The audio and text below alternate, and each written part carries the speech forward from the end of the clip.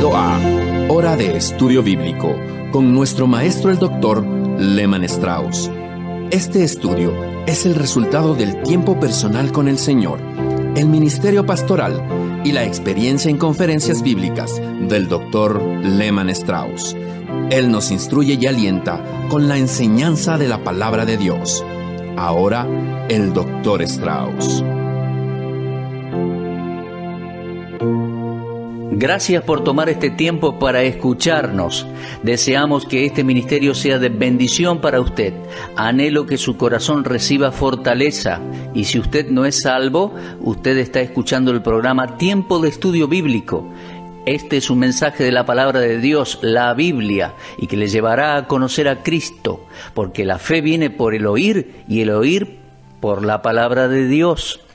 Pero antes de avanzar con nuestro último estudio en la carta a los Gálatas, vamos a considerar una palabra de la Biblia. Esa palabra es blasfemia. ¿Qué significa? Significa hablar en forma hiriente y difamatoria. Particularmente es en contra de Dios. Usted debe leer los siguientes versículos: Salmo 74:18 e Isaías 52:5. Aquí se nos advierte no blasfemar a Dios, no difamarle con injurias. Cuando la blasfemia se cometía deliberadamente, su castigo era arrojar piedras al que lo había hecho. Usted nunca debe tomar el nombre de Dios en vano, nunca blasfeme a Dios. En el pasado usted habría sido apedreado de acuerdo a lo que leemos en Levítico capítulo 24, versículos 11 al 16. Los judíos tenían en alta estima el nombre de Dios. Ellos no debían blasfemar su santo nombre. Ahora, el Nuevo Testamento menciona la blasfemia en contra del Espíritu Santo en Mateo 12:31. Este fue el pecado de atribuir al poder de Satanás los milagros que el Señor hizo con el poder del Espíritu Santo. Este es el llamado pecado imperdonable. Este pecado no puede ser cometido hoy porque nuestro Señor no está aquí corporalmente haciendo milagros. Si leemos Mateo 12, Marcos 3 y Lucas 12, usted se encontrará que este pecado era atribuir al diablo los milagros del Señor. Repito, el Señor no está aquí hoy corporalmente, físicamente, no está haciendo milagros en la tierra. Él está en el cielo, de modo que existen milagros hoy, pero no en el sentido en que Cristo los hacía cuando estaba aquí. Jesús no está recorriendo la tierra hoy, no está abriendo los ojos de los ciegos y resucitando muertos como lo hacían aquellos días. Por lo tanto, este pecado no podría ser cometido hoy. Al presente, podemos decir que el pecado imperdonable sería simplemente llegar a un momento en la vida en que usted comienza a codearse con el diablo y le da la espalda a Dios. Y esto no puede ser perdonado. Además, quiero decirle, no confunda el pecado imperdonable con el pecado que menciona Primera de Juan 5:16. No es lo mismo. El pecado imperdonable, allí en el libro de Mateo, solo puede ser cometido por una persona inconversa, mientras que el pecado de muerte, que se menciona en Primera de Juan 5:16, es cometido por una persona que es salva. No es lo mismo. Bueno, otro día continuaremos con más explicaciones. Vamos a avanzar con Gálatas, pero antes vamos a dirigirnos a Dios en oración. Amado Padre, en el nombre del Señor Jesús y en el Espíritu Santo nos acercamos a ti nuevamente con agradecimiento y alabanza. Estamos agradecidos por nuestra salvación, te agradecemos por las Escrituras, te agradecemos por los creyentes, los santos, por aquellos que son parte de este ministerio bíblico, cuyas oraciones y ofrendas los sostienen y hacen posible que continúe adelante día a día. Padre, ellos son copartícipes junto a ti y a nosotros y te agradecemos por esto.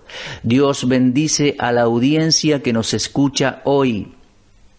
Oramos por los ancianos, por los débiles y enfermos, los que están en hospitales, casas de retiro, los que están en cama enfermos en sus propias casas. Oramos por los jóvenes, por las chicas y muchachos que escuchan este programa, Señor, utilízalo en forma especial hoy. Que tu palabra corra llena del poder del Espíritu Santo y lleve fruto al corazón de los oyentes. Y estaremos muy agradecidos porque te lo pedimos en el nombre del Señor Jesucristo. Amén. Vamos a Gálatas capítulo 6 y versículo 2. Sobrellevad los unos las cargas de los otros y cumplid así la ley de Cristo. Ahora, hemos estado señalando en esta serie que la ley de Cristo es la ley del amor, y el amor siempre viene al rescate de otro que está en desgracia. Nuestro Señor llevó la carga de nuestros pecados en su propio cuerpo, por lo tanto, llevar las cargas de nuestros hermanos es parecerse a Cristo. Cada uno de nosotros debe asumir la responsabilidad por el bienestar espiritual de nuestros compañeros cristianos. Nosotros no podemos llevar los pecados de los otros como solo el Señor pudo hacerlo, pero sí podemos compartir la calidez del corazón del Señor y su preocupación por otros. Ahora, vamos a ver uno de los obstáculos que nos impiden muchas veces llevar las cargas de otros. Eso está en el versículo 3. Dice, porque el que se cree ser algo, no siendo nada, a sí mismo se engaña. Preguntémonos, ¿por qué son tan pocos los que llevan las cargas de otros? La respuesta está aquí en este versículo 3. ¿No es interesante que este versículo siga en forma inmediata la exhortación de llevar las cargas de otros? Aquí va un consejo muy importante, mi amigo. Nunca mire a un hermano o hermana que falló como si fuera menos espiritual que usted. Una persona engreída es una persona engañada y no está en condiciones de restaurar a un hermano o una hermana que fracasó. Los infortunios de otros no quieren decir que nosotros somos mejores que ellos. Nada bueno hay en la carne, en la vieja naturaleza.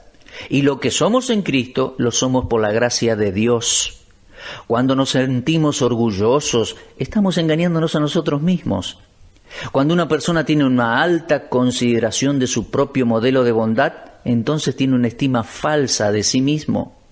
Jeremías 17:9 dice, engañoso es el corazón más que todas las cosas, y perverso, ¿quién lo conocerá? No piense con orgullo que usted es mejor que aquel cristiano que ha cometido un pecado que usted no ha cometido.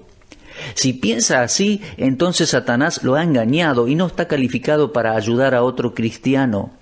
Por lo tanto, si vamos a llevar las cargas de otros, no pensemos que somos superiores a los demás. El versículo 4 dice, así que cada uno someta a prueba su propia obra y entonces tendrá motivo de gloriarse solo respecto de sí mismo y no de otro. Ahora, esto se refiere a un creyente en Cristo, a un nuevo hombre en Cristo. Pablo dijo en Romanos 7:25, con la mente sirvo a la ley de Dios.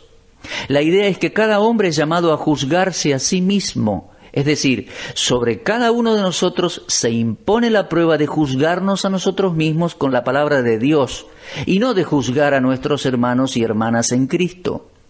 Debemos medir nuestras vidas con el modelo de Dios y no con el modelo de nuestros amigos. 1 Corintios 11:28 dice, pruébese cada uno a sí mismo. Cuando los cristianos examinamos nuestras vidas, Dios nos ayudará a ordenarnos como Él quiere. La aprobación de una buena conciencia produce satisfacción. Amados cristianos, tenemos una responsabilidad individual y cada uno debe dar cuenta de sí a Dios. Leemos en Romanos 14:10 y en 2 Corintios 5:10 que todos nosotros un día compareceremos ante el tribunal de Cristo para dar cuenta de lo que hayamos hecho mientras estábamos en el cuerpo. La responsabilidad individual debe ser enseñada a todos los cristianos. Ahora, la responsabilidad individual es impuesta al creyente en el próximo versículo cuando Pablo dice, porque cada uno llevará su propia carga. A algunos cristianos leen el versículo 2 y el 5 y dicen que la Biblia se contradice. No, la Biblia no se contradice a sí misma. Hay ciertas clases de cargas que podemos compartir unos con otros, como las que se mencionan en el versículo 2. Pero hay ciertas responsabilidades morales y personales que cada uno de nosotros debe llevar solo. En cierto sentido, mi vida está unida a la suya. Ahora, yo nunca he visto cara a cara a la mayoría de ustedes, pero en un sentido real mi vida está unida a la suya. Nos sentimos parte vital de cada uno de ustedes. Queremos compartir sus alegrías, sus cargas y tristezas. Y oramos por ustedes y sentimos profundamente las dificultades por las que ustedes pasan. Algunas de sus cartas rompen mi corazón. Cuando conocemos los dolores del corazón, las tristezas y los sufrimientos que algunos de ustedes están viviendo, realmente nos duele en el corazón. En cierto sentido, mi vida está unida a la de ustedes. Pero en el tribunal de Cristo voy a estar solo frente al Señor. Como esposo, padre, ministro y ciudadano, hay responsabilidades ineludibles que solo yo debo enfrentar. Usted no puede hacerlo por mí, y usted tiene responsabilidades que yo no puedo llevarlas por usted. Cuando fallo en cumplir mis obligaciones morales, mientras esté aquí en la tierra, entonces enfrentaré la vergüenza por el descuido cuando esté ante el Señor en el tribunal de Cristo. El versículo 2 me dice que debo ayudar a mi hermano que ha fallado en cumplir su responsabilidad, pero en el versículo 5 soy exhortado a cumplir mis propias responsabilidades personales. Mi tarea es cumplir mi propia responsabilidad. La suya es cumplir su propia responsabilidad. Por lo tanto, no podemos esperar que otro asuma nuestra responsabilidad por nosotros. No debo descuidar mis obligaciones, pero al mismo tiempo debo estar listo para ayudarle a usted en sus necesidades. En las Fuerzas Armadas, cada soldado debe llevar su propia mochila, pero cuando un compañero es herido en el campo de la batalla, otro soldado viene en ayuda del que está herido. Así que lleva su propia mochila y también la de su compañero. El versículo 2, aquí en Gálatas 6, nos sugiere una oportunidad para servir a otros. El versículo 5 nos recuerda que ante Dios cada uno llevará su propia carga. Un ejemplo de la carga que el hombre espiritual debe llevar está en el versículo 6. Dice, el que es enseñado en la palabra, haga partícipe de toda cosa buena al que lo instruye. Posiblemente aquí Pablo tenga en mente la carga extra que descansa sobre los ministros de la palabra de Dios. Si un hombre se dedica a enseñar a otros, debe ser sustentado por aquellos que reciben su enseñanza. La frase hacer partícipe, aquí en este versículo, lleva la idea de compartir o de tener cosas en común. Tenemos algo en común. Tanto el que enseña como el que recibe la enseñanza comparten la bendición de dar y de recibir. Lo que este versículo está diciendo es que aquellos que son enseñados en la palabra de Dios deben compartir cosas buenas con el que les enseña. Ahora, cuando usted comparte conmigo, no lo hace en forma personal, porque yo no recibo ningún dinero que viene de los oyentes, sino que usted está compartiendo con el ministerio al cual Dios me llamó. El maestro transmite las grandes verdades de Dios que son el fruto de su trabajo y estudio. Y los que reciben la enseñanza reconocen esto compartiendo con él, compartiendo buenas cosas. Los cristianos en Filipos mostraron el fruto del Espíritu porque participaron en la gracia de dar. Lo leemos en Filipenses 4:15. ¿Saben? Hay un par de familias que escuchan este programa y que ofrendan generosamente, pero no son personas ricas, son personas comunes. Pero sus ofrendas son regulares y lo hacen con sacrificio. Ellos participan en la gracia de dar. Están cumpliendo con Gálatas 6:6. Están haciendo lo que el Señor les dijo que hicieran. Cuando nosotros apoyamos económicamente a los siervos de Dios o a la obra de Dios en el campo misionero extranjero o en nuestro propio país, contribuimos a la causa de nuestro Señor Jesucristo. Ningún hombre tiene el derecho de poner precio a su ministerio. Yo tengo muchos años de ministerio y nunca he puesto precio a mi ministerio. He ido a iglesias grandes y a iglesias pequeñas y nunca he discutido de finanzas. Nunca cobré dinero por ello. He dejado eso a Dios y a aquellos a quienes ministro, pero creo que sí tengo derecho de esperar que Dios supla mis necesidades a través de sus hijos. Ahora, si yo fuese un científico o un camionero o un maestro o un mecánico o cualquier área de negocios, yo debería esperar mi sustento de mi trabajo. Pero yo creo que tengo derecho a esperar que Dios supla mis necesidades a través de sus hijos. Ahora, no soy yo quien va a determinar quiénes serían esas personas. Nunca pedí ni 5 centavos a ninguna persona. Nunca lo hice y nunca lo haré. Los cristianos no deben esperar recibir todo el tiempo. El versículo 6 también se aplica a mí. Si Dios me envía una suma de dinero, entonces debo compartir parte de eso con otro. Esa es mi responsabilidad y obligación. Creo que algunos cristianos solo quieren recibir, pero también están aquellos, gracias a Dios, que quieren ser humildes dadores. Bueno, tenemos que aprender a dar y recibir. En 1 Corintios 9:14 leemos: así también ordenó el Señor a los que anuncian el Evangelio, que vivan del Evangelio. ¿Está Dios utilizando a su pastor para instruirlo a usted en el camino de la vida? Si es así, entonces comparta ofrendando cierta cantidad de sus ingresos a su iglesia local para ayudar a pagar el salario de su pastor. ¿Está Dios bendiciéndole a usted a través del ministerio de tiempo de estudio bíblico? Si es así, envíe su ofrenda y comparta. Usted comparte para mantener este ministerio en el aire. Ahora, la enseñanza del versículo 6 concerniente a dar y recibir es seguida por la ley de la siembra y la cosecha. Es interesante, ¿verdad? Versículo 7 dice: no os engañéis, Dios no puede ser burlado. Pues todo lo que el hombre sembrare, eso también cosechará. Relacione el versículo 7 con el versículo 6. Van juntos. Esto es importante. Ninguna permisividad se da aquí para el hombre que es engañado. Dice: no os engañéis. Dios no puede ser burlado, pues todo lo que el hombre sembrare, eso también cosechará.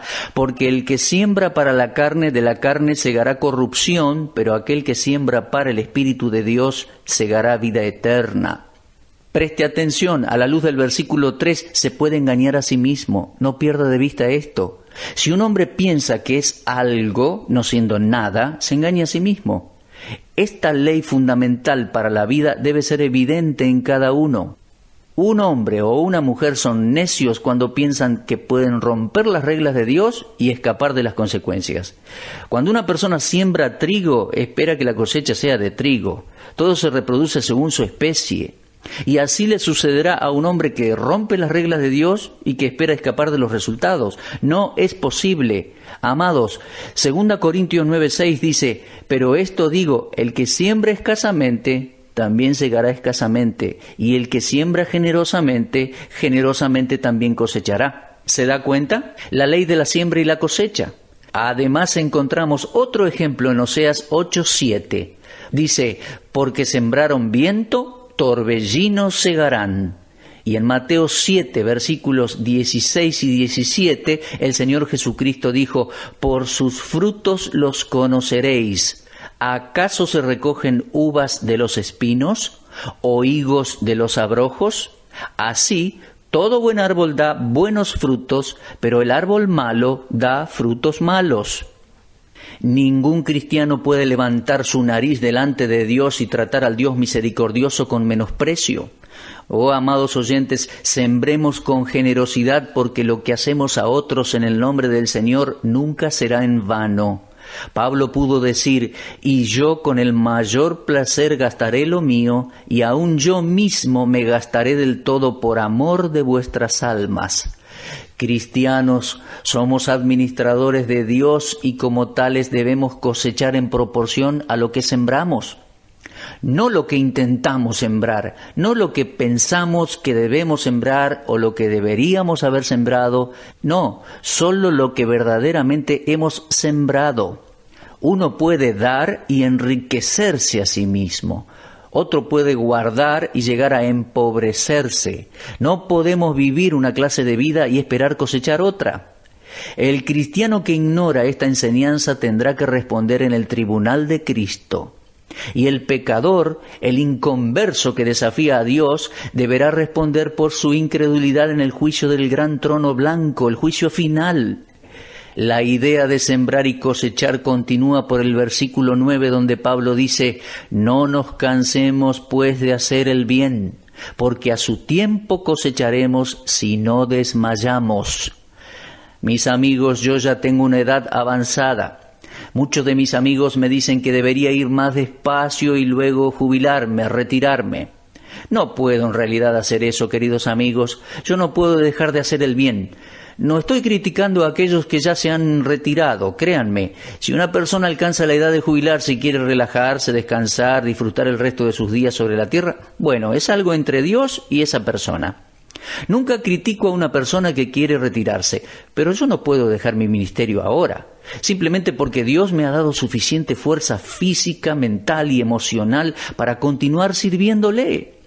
Por lo tanto, no voy a permitirme a mí mismo dejar de hacer el bien. No retrocederé con el arado ni prestaré atención al calor del día, porque a su tiempo la cosecha vendrá. Ahora usted debe tener la misma actitud, ser paciente, perseverar y orar para que Dios continúe enviando su palabra. No tenemos fuente de provisión, excepto la que viene de los hijos de Dios. Dios no enviará la lluvia en forma milagrosa. Debe venir de los bolsillos de los amados hijos de Dios. Por lo tanto, todos los que estamos comprometidos en este ministerio de amor, somos exhortados a no dejar de hacer el bien, porque a su tiempo cosecharemos si no desmayamos. Santiago 5, versículos 7 y 8 dice: tened paciencia hasta la venida del Señor. Mirad cómo el labrador espera el precioso fruto de la tierra, aguardando con paciencia hasta que reciba la lluvia temprana y la tardía.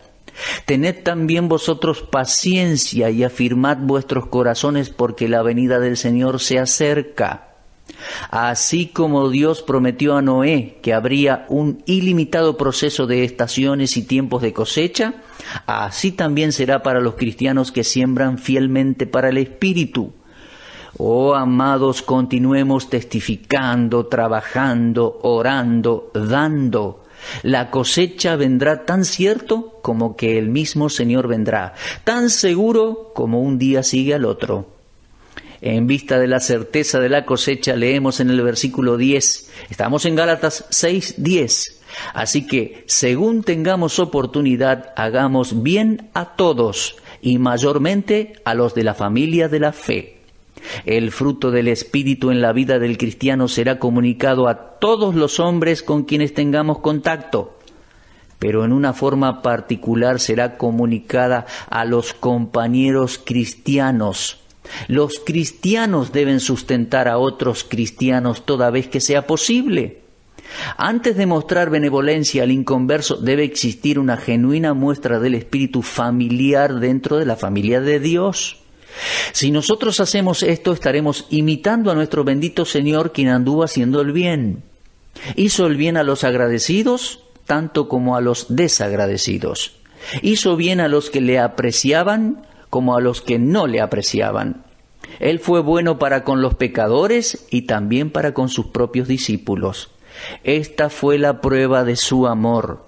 Finalmente, Pablo concluye la epístola a los Gálatas con una advertencia final en contra de los falsos maestros y con las palabras finales a los creyentes allá en Galacia.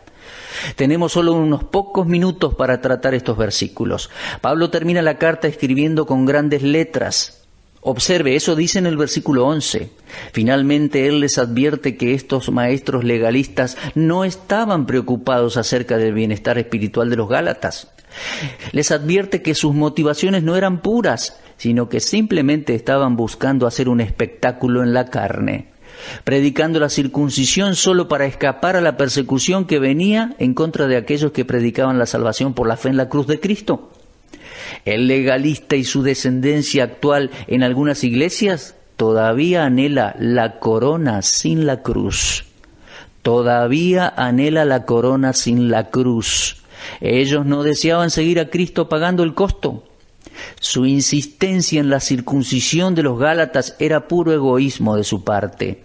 Se habían identificado a sí mismos con la iglesia, pero no con la verdad para permanecer en buenos términos con sus hermanos judíos.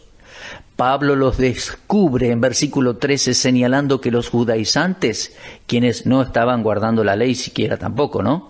Estaban simplemente tratando de salvar la cara debido a sus propias fallas. Mientras vivían en pecado, se vanagloriaban de haber tenido éxito en persuadir a otros para circuncidarse. Tal y como algunas de nuestras iglesias hoy en día se enorgullecen por el número de miembros, por sus finanzas, por el creciente número de empleados con sueldo que tienen en su propio equipo, en las numerosas actividades. Pero la realidad del poder de Dios no está presente en medio de ellos. Mucha gente cree que son salvos porque son miembros de iglesias como esas. Han fallado en darse cuenta que guardar los días especiales y las ordenanzas de la ley nunca puede traer salvación. Mi amigo, mi hermano, la salvación solo viene por la fe en Cristo Jesús. Bien, nuestro tiempo ha terminado. Ha sido un genuino deleite para mí traerles esta serie de estudios. Tendremos una nueva serie que comenzará en nuestro próximo programa, confiando que recibiremos ánimo de ustedes y que estarán orando por nosotros. Si Dios quiere, estaré de regreso a la misma hora y en esta misma sintonía radial. Y hasta entonces, fortalezcanse mirando al Señor. Usted estuvo escuchando Hora de Estudio Bíblico con el maestro el doctor Lehman Strauss. Si desea escuchar una vez más este mensaje, visite nuestra página en la internet www.bbnradio.org. Le dejamos la invitación para que el día de mañana nos acompañe aquí, en este mismo horario y punto del dial. Hora de Estudio Bíblico es una producción de BBN.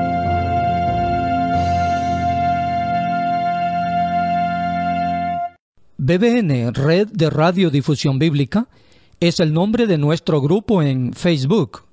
Anímese y forme parte de nuestros seguidores en esta red social. Para esto ingrese a nuestro sitio oficial en internet www.bbnradio.org. Allí aparece la herramienta BBN en Facebook para convertirse en un seguidor de este ministerio. Gracias.